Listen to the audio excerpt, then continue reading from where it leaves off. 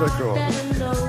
Je peux vous dire que ça commence bien, 8h23. Vous avez Brigitte Fanny qui arrive très sérieusement, Charlotte avec un énorme sourire et Alex qui me répond bonjour madame. Bonjour madame. Donc je pense que ça va bien se Je sais passer. pas. Je dis bonjour Alex et il me dit bonjour madame. Tu veux un petit bisou, qu'est-ce que oui, tu veux? Qu'est-ce que tu veux? Alors, ça va? Voilà. Non. Un vrai bonjour, oui, ça va bien.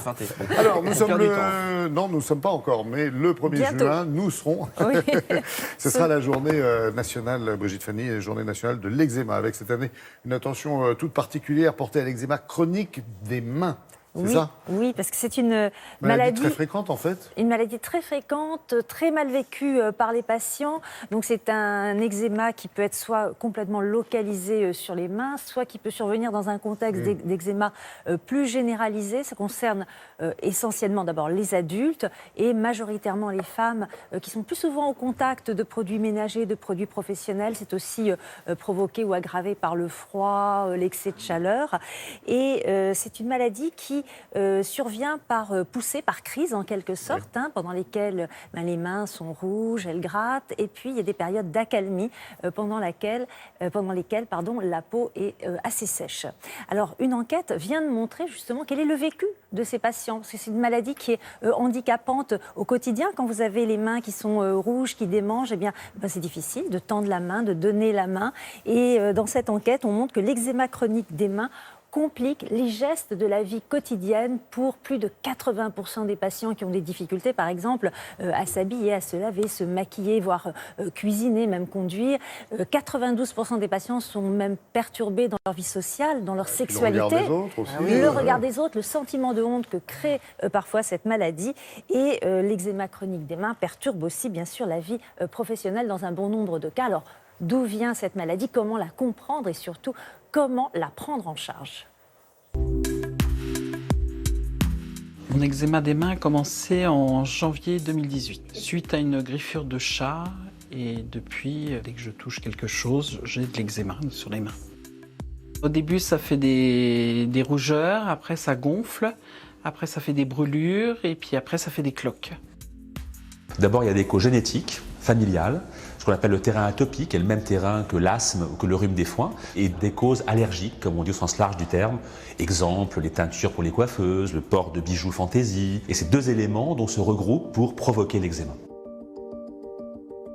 Le stress est un facteur de risque important de l'eczéma des mains, comme de tout eczéma, et on remarque souvent des chocs psychologiques qui occasionnent des poussées, alors même qu'il n'y a pas de cause allergique pouvant l'expliquer. Je travaille dans un restaurant scolaire, alors je suis toujours les mains dans l'eau, avec de la vaisselle, des produits et des aliments.